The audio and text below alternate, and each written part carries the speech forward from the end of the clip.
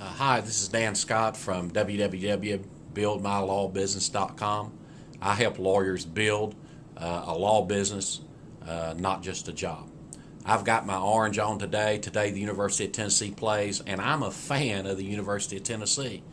And today, I didn't have any question about what kind of shirt I was going to wear because, as a fan of Tennessee football, on Saturday when Tennessee plays, I wear the Tennessee orange.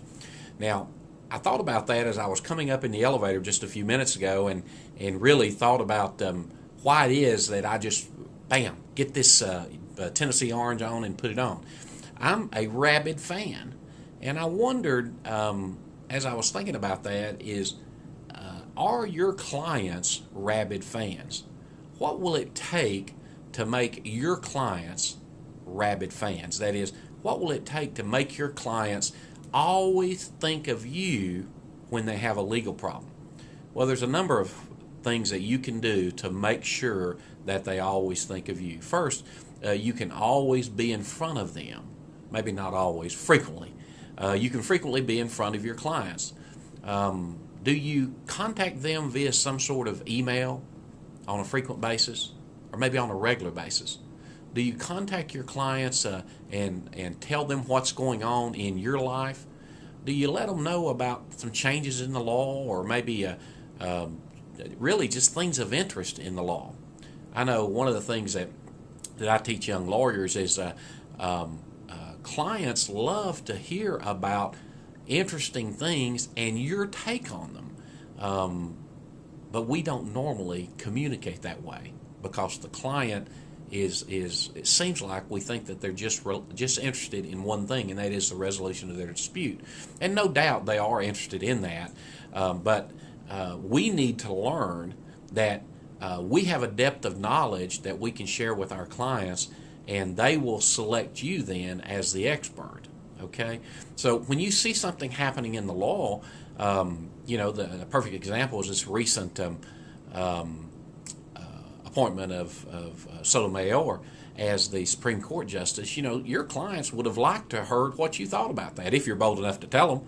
And even if you're not bold enough to tell them your position on it, maybe you don't want to do that. Well, certainly you could describe some of the rationale of how it's happening and maybe give them some understanding about your perspective on bringing a woman onto the bench, bringing a Hispanic onto the bench, about the effect of the president's first appointment of a Supreme Court justice. Maybe you might want to talk to them about the impact of who we have in the White House on our judiciary.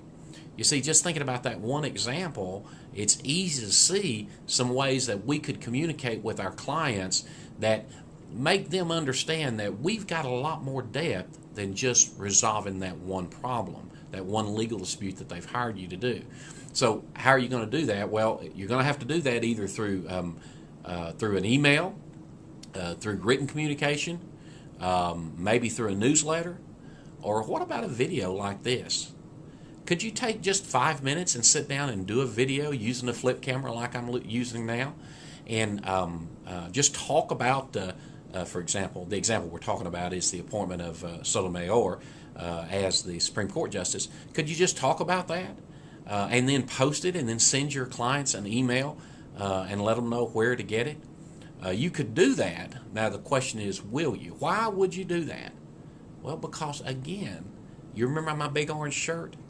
You're trying to build rabid fans. Some folks use raving fans, maybe because they don't want to think about a rabid dog, but raving fans because they always think of you.